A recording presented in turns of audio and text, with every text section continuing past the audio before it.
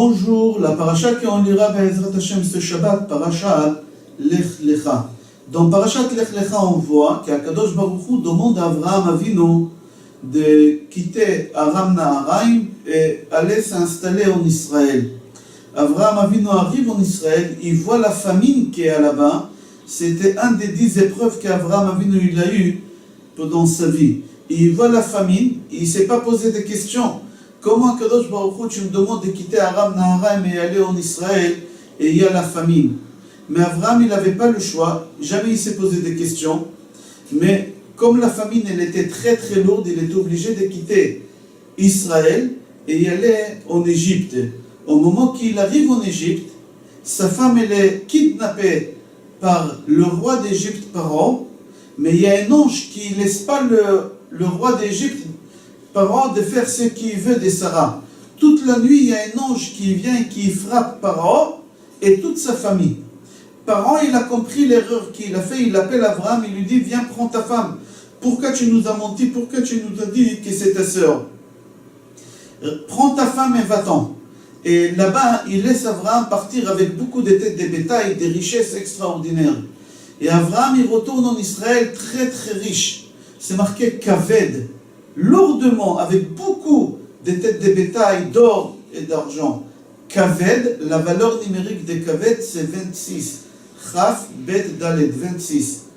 Une seule chose, Abraham, il s'est intéressé à faire toute cette richesse-là, c'est agrandir le nom de Hachem. Abraham, il retourne en Israël et il va s'installer à Be'er-Sheva dans le désert. Et là-bas, il ouvre un hôtel, que cet hôtel, il s'appelle Eshel Avraham. Aleph, c'est Achila, Shin, Shtia, Lamed, Lena. Nourri, logé, blanchi, gratuit, dans le désert. Et là-bas, il y a le soleil très très fort, 60 degrés là-bas. Et les gens qui passaient par là-bas, s'ils n'avaient pas à boire, ils mouraient de soif.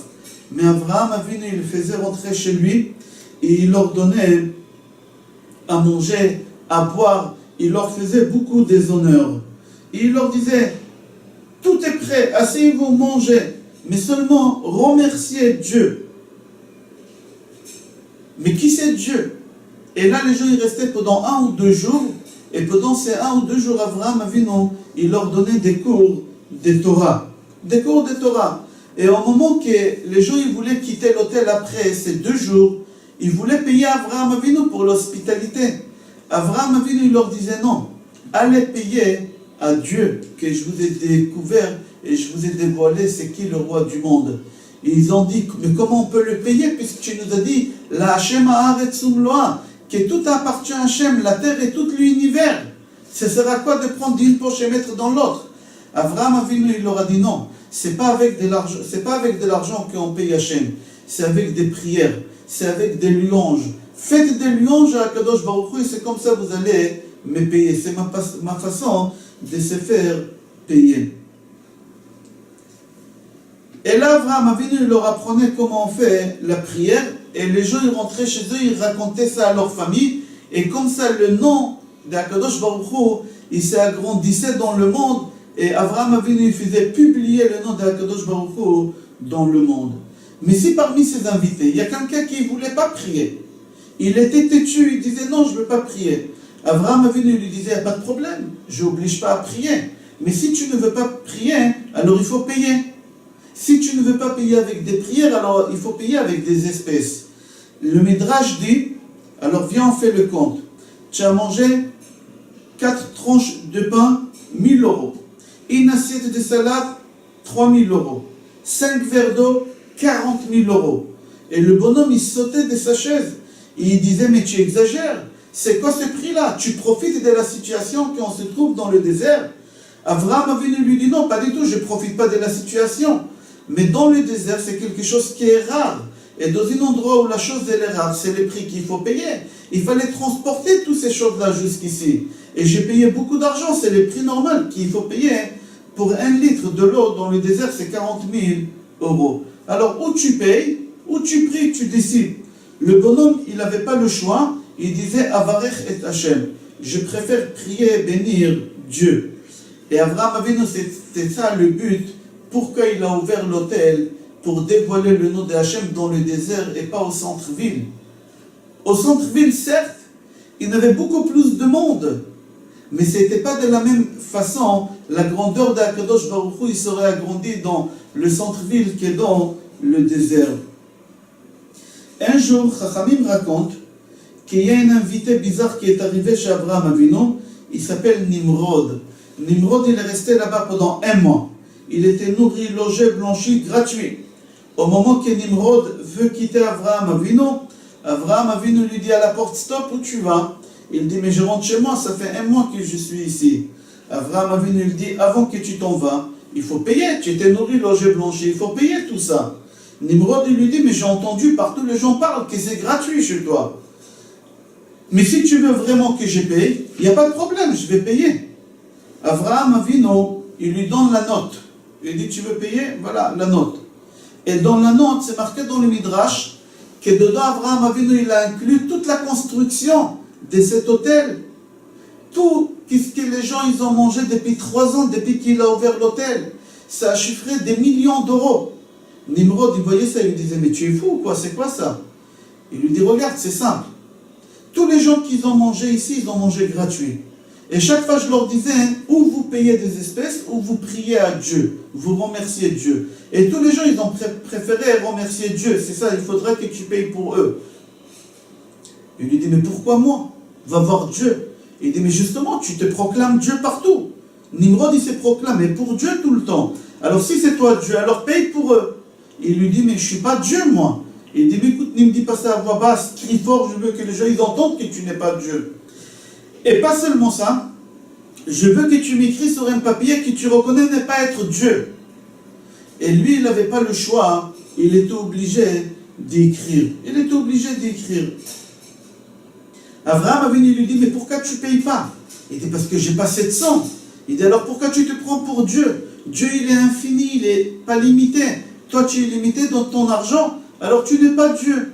Et là, Nimrod, il était obligé d'écrire et de signer. Et comme ça, Nimrod, il a perdu sa parnassa. Il ne pouvait plus travailler, il ne pouvait plus se faire passer pour Dieu.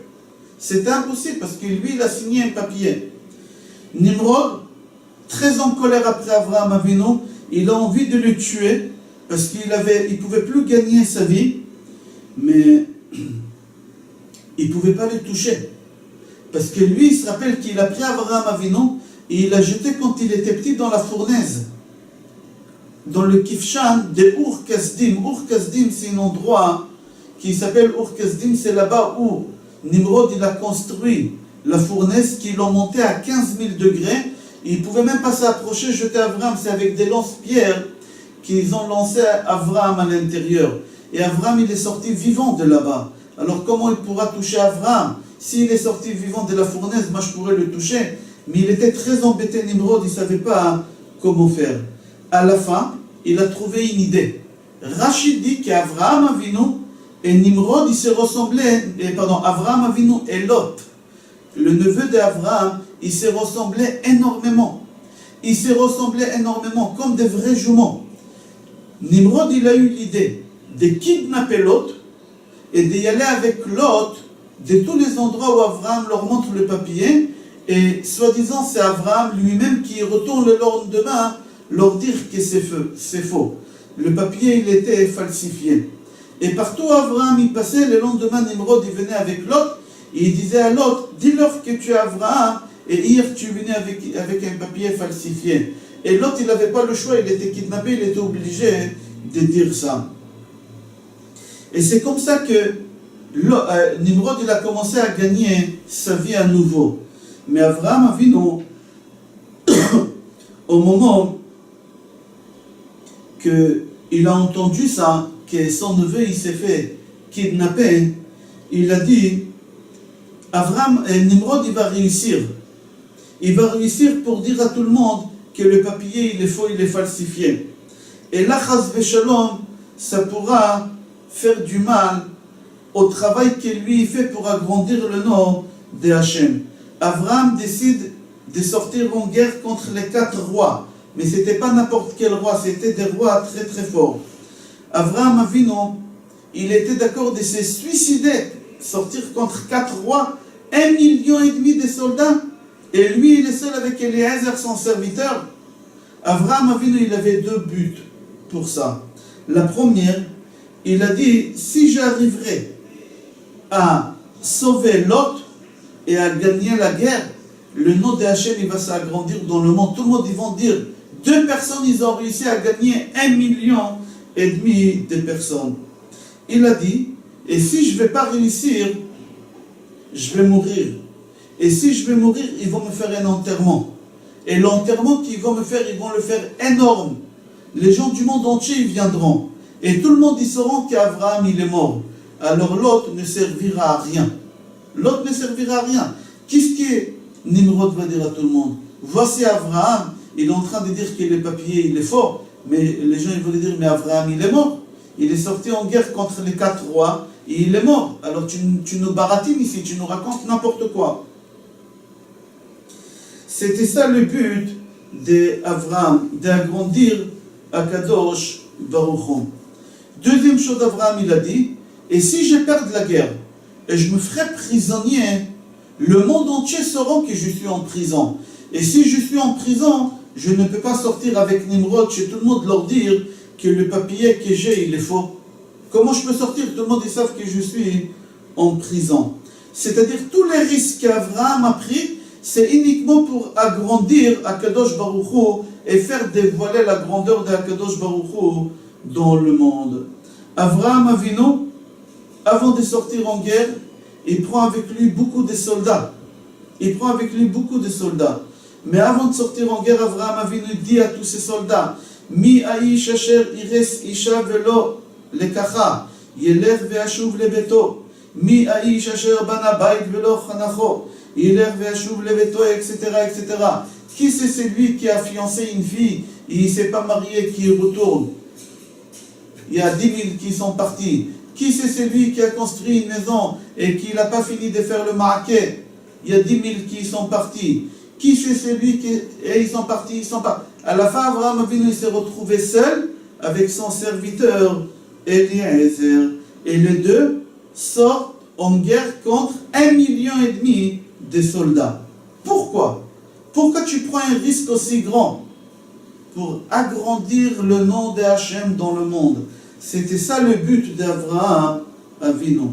Abraham Avinu, il est très vieux, il a 90 ans, un Rosh Yeshiva, il avait une Yeshiva d'Amesek Eliezer, il avait une Yeshiva, et les deux ils sont en guerre. Abraham et Eliezer, son serviteur. Sur la route, Eliezer demande à Abraham Avinu, est-ce que tu as ramené avec toi des ustensiles pour faire la guerre? Est-ce que tu as ramené avec toi une épée, une mitraillette, un tank? Tu as ramené avec toi quelque chose pour faire la guerre contre 1,5 million de personnes? Abraham Avinu dit à Eliezer, de quoi tu parles? Des mitraillettes, des tanks, des épées, de quoi tu parles? C'est marqué dans la Torah, Hashem ilachem lachem ve'atem tacharishon. C'est Akadosh Baruch Hu qui fait les guerres. Hashem ish milchama. Qu'est-ce qu'on a besoin? Des pistolets, des mitraillettes. Akadosh Baruch Hu, c'est lui qui fera la guerre. Si Akadosh Baruch Hu, il voudra qu'on gagne, on gagnera sans armes.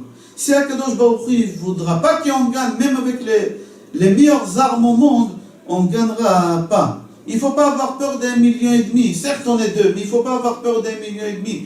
Si tu as confiance en Akadosh Baruch Hu, tu pourras gagner les 1,5 million tout seul. Il ne faut pas avoir peur. Ils continuent à marcher. Ils arrivent devant eux. Il y a 1,5 million de soldats couverts des têtes aux pieds avec des armures. 1,5 million prêts à faire la guerre. Et là, Eliezer se retourne vers Abraham, il lui dit alors, Abraham, il lui dit, regarde, nous on doit faire le minimum, et Dieu il fera le reste. Le minimum que je peux faire, c'est prendre du sable de par terre et de jeter sur eux. Et après, Dieu il fera ce qu'il veut. Abraham, il a pris 1,5 poignet et il a réglé l'histoire.